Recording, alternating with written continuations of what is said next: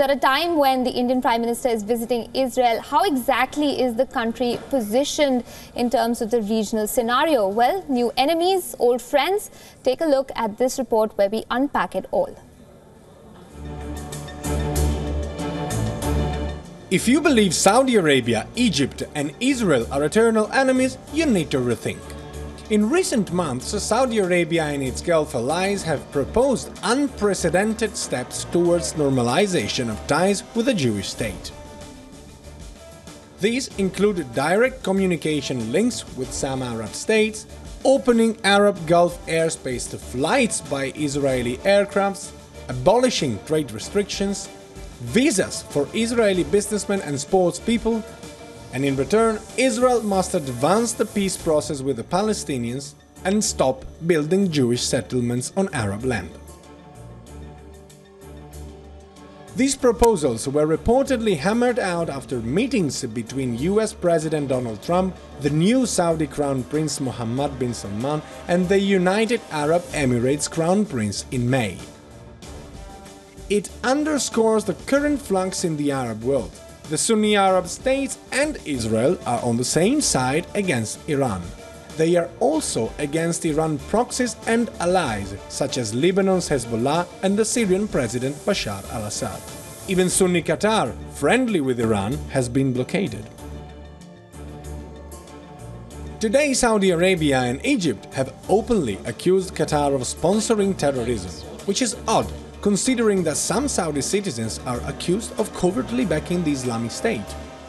Israeli Prime Minister Benjamin Netanyahu publicly praised the Arab countries for finally understanding that Israel is not an enemy. The United States Congress passed the Palestinian International Terrorism Support Prevention Act, which says that Qatar is openly funding Hamas, an organization labeled as terrorist by Israel and the US. The buzz is that the act was pushed by pro-Israel American lobbyists who donated $1 million to get it through. But what have the Saudis and Egypt against the Palestinian Hamas? Here, the Muslim Brotherhood is their real target. The organization is Hamas' closest ally and it was the only party to win a democratic election in Egypt, and for that reason it was overthrown by the army. The Saudis fear the challenge posed by the Brotherhood's deep roots among Arab communities and have designated it as a terrorist group. It is said that common enemies make people friends, so Egypt keeps silent when Israeli drones fly over the formerly demilitarized Sinai Desert to apparently monitor terrorist activities and movement. And Israel does not object when the US signs a multi-billion-dollar arms deal with Saudi Arabia. The United States, Egypt and Israel have applauded the appointment of the new Saudi Crown Prince Mohammed bin Salman, as he is a fierce opponent of both Iran and the Muslim Brotherhood. The Israeli Intelligence and Transportation Minister Yisrael Katz went as far as inviting the Crown Prince to Tel Aviv to discuss possible strategies against Iran. These alliances may be transient, but for the time being they do serve a wide range of national interest. Bureau Report, WION.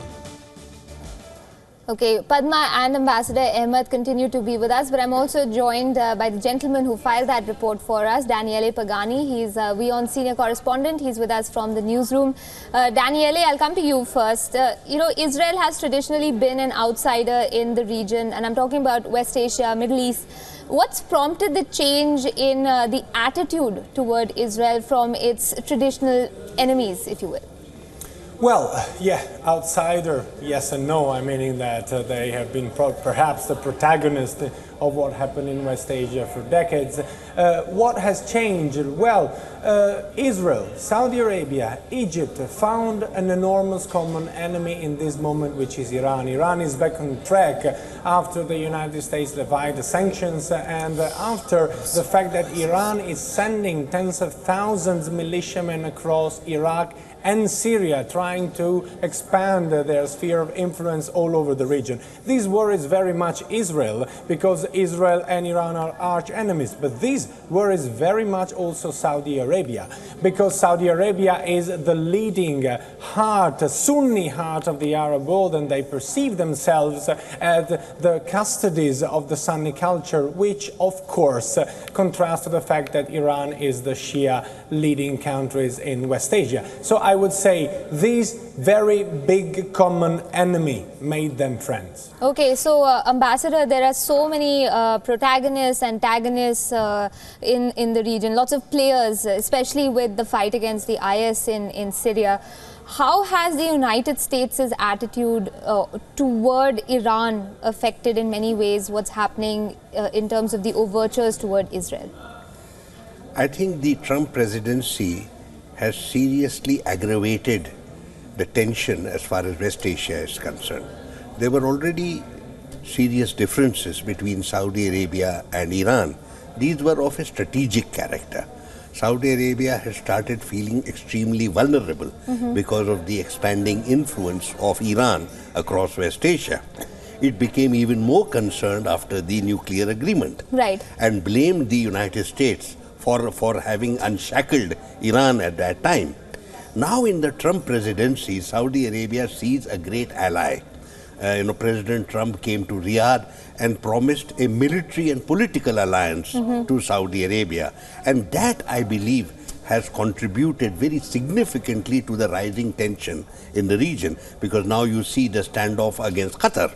And then this heightened rhetoric against Iran. And this is because they are confident in Saudi Arabia that the Americans are with them. But do the Americans want war in the region? Is this what they want? They have done enough damage in the region already. That's a rhetorical question. Answer that for me. Do the Americans want to get into that sort of a... I don't think they do.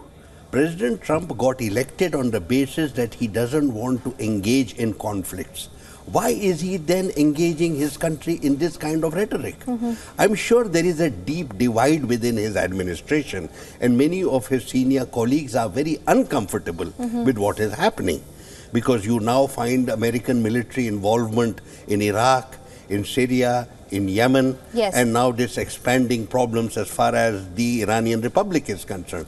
I am very deeply concerned about their role in this regard. Okay, Padma, has Israel then benefited from the muddying of the waters vis-a-vis the United States' attitude toward Iran, and of course it's backing different forces when it comes to different civil wars across the Middle East?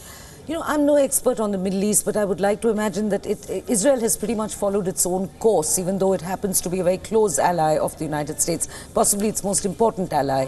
And this is largely because of the very influential Jewish lobby of the United States that supports every venture by the Israelis. But having said that, you know, I wanted to add to what Ambassador was telling us, that somehow old habits seem to die hard. You know, one of these old habits is divide and rule. I mean, this is a legacy of the colonial era, and it's just now that it's not colonials any longer, it's neo-imperialist powers, you know, that are doing it. And this is very much in evidence in Saudi Arabia, signing the $112 billion deal with Saudi Arabia, and then weeks later, you know, admonishing Qatar, and then signing another aircraft deal with Qatar. So these are all, you know, factors at which the core of that consists of the United States. Now, the question remains, and you asked me whether Israel stands to benefit or not. But for me, the question really remains that Israel has remained the United States' ally, but Israel has pursued its own course as far as its Middle Eastern neighbors are concerned. So I don't think anyone in Jerusalem is having the wool pulled over his eyes over what President Trump is doing in the Middle East. Certainly Israel stands to benefit perhaps in the short term, but they pretty much follow their own course and chart their own initiatives as far as the rest of the Gulf states are concerned. And that became very apparent, right, Daniele, with Israel extending that invitation to the new Crown Prince, Mohammed bin Salman, very recently. Who would have thought that there would be an invitation extended by Jerusalem to, you know, one of the most powerful people in the Saudi establishment at this point in time. So that goes to show that, like Padma's pointing out, Israel has very categorically put pragmatism ahead of everything else. Yes, definitely. So Israel, and I very much agree with what Padma say, Israel has always been a very pragmatic country when it comes to its alliances. Whatever serves their national interest, they will do it, irrespective of what the United States or the entire world, for that matter, would say. And this is clearly showing right now. I mean, Israel is, or at least claims to be, one of the, or perhaps the only democracy in the Middle East.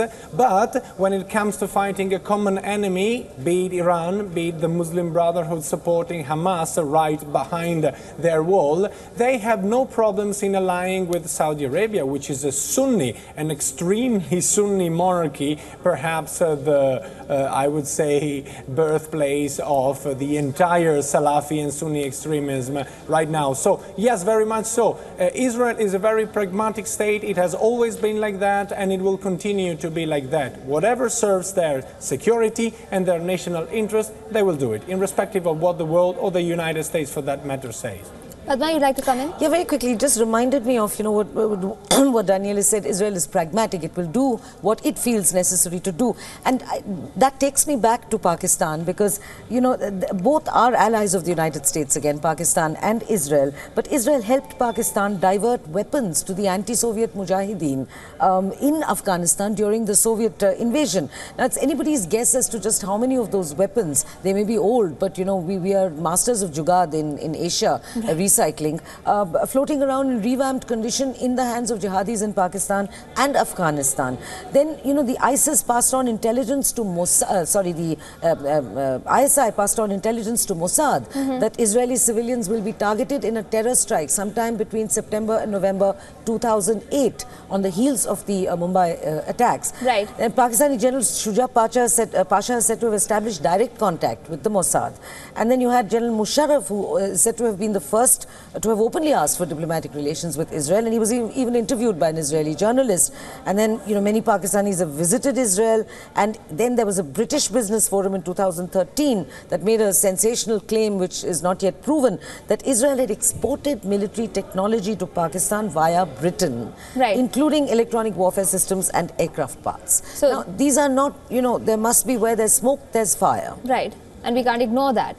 I have a follow-up question for you, Ambassador. I'll come to you in just a second. Before that, Daniele, then, looking at what you and Padma have just put forth for us on the table, it begs the question, what sort of ally is Israel, and will India have to keep all of these factors in mind as it pursues this relationship on a global stage with Jerusalem? What sort of an ally is Israel? A precious ally on the one hand, certainly when it comes to defense, military, agriculture for India, but also an ally which is very much focused on its own national interest. So, had I been India, I would not commit the mistake of thinking that Israel would be always loyal to my very own request, because Israel will serve their purpose and they are perfectly entitled to do that. They're a sovereign nation, so there is no problem. I would just want to add one thing very interesting. Padma said that there are reports of Israel providing military technology to Pakistan. There are also reports of Israel in talks and talking with Saudi Arabia to provide them the Iron Dome. The Iron Dome is the anti-missiles protection, which is one of the best of the world, that Israel applies on its own territory. So this is also unreported right now, only in the media, specifically Al Jazeera, but it will be an interesting follow-up if this happens. Interesting is an understatement, Ambassador, and I can't help but thinking of a term that millennials use a lot, and that's frenemies. This is what's going on in many ways, and we do have a lot of young viewers, so I think it's important to involve them as well. But when it comes, I come back to India because this is, the launching platform for what we're talking about. India has cleared the air, so to speak, with this establishing its relationship with Israel for all to see. It's very clear now. What's stopping India from doing the same when it comes to another major player who keeps coming up in conversations in the Middle East, and that's Iran? Iran? Yes. First, I should clarify to you, you have been saying Jerusalem. Tel Aviv. It should be Tel Aviv. I apologize. Jerusalem is occupied territory. Right. And its status has not been recognized globally. So let us be very clear about that. Right. And that is the fundamental problem. about Israel. Israel is an occupation of huge territories and millions of people. Right. And it has been denying their rights to them for several decades. That is the key to the problem of West Asia. Let us recognize it.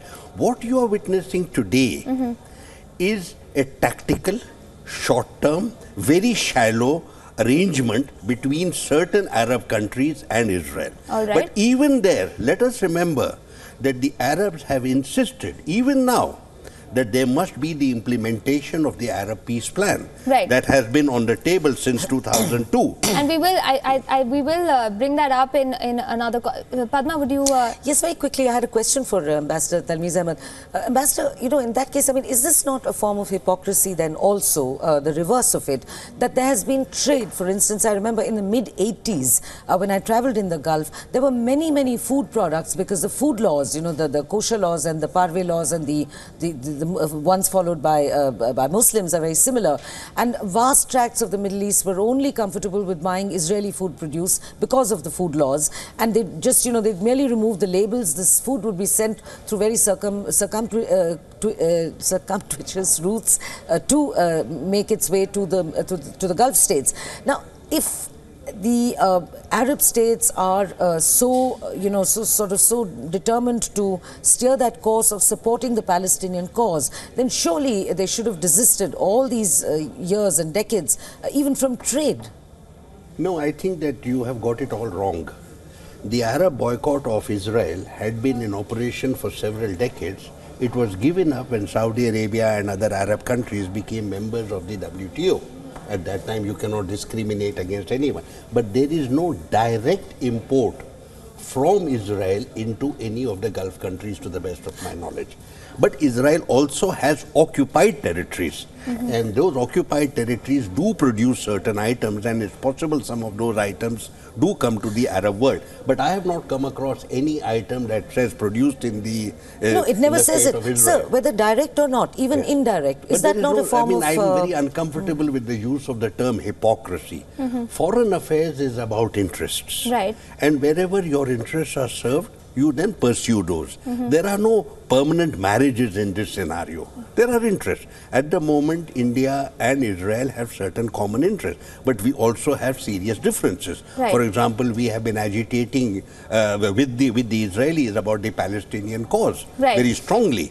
Right, but let me come back to my original question, and that was, as you're saying, there are no permanent marriages when it comes to diplomacy, and that was also a term used by Prime Minister Netanyahu today, calling this a marriage made in heaven. But when it comes to the region, Iran, I come back to Iran. It has become a major player in the way the US, for instance, looks at the Middle East. What's stopping India from establishing? I don't think anything has stopped India. You might remember that our Prime Minister visited Iran. Yes.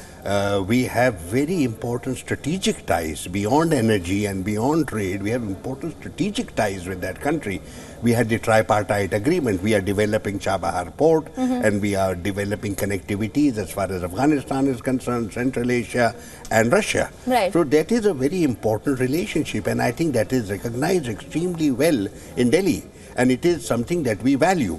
The Americans have their own issues as far as Tehran is concerned. Right. Those are not our issues. They are part of the vicissitudes of American domestic politics because of the operations of certain lobbies and certain interest groups. So yes, in the Trump presidency, you have the exhibition of visceral animosity as far as Iran is concerned. India doesn't buy that agenda at all. And that distinction needs to be made. It needs to be maintained as well. So I'm going to wrap up this segment on that note. I know there's lots more to talk about, but we've got another report and our Bangladesh Bureau Chief standing by to talk with us about that. But on that note, I'm going to thank Daniele Pagani for joining us here from the newsroom.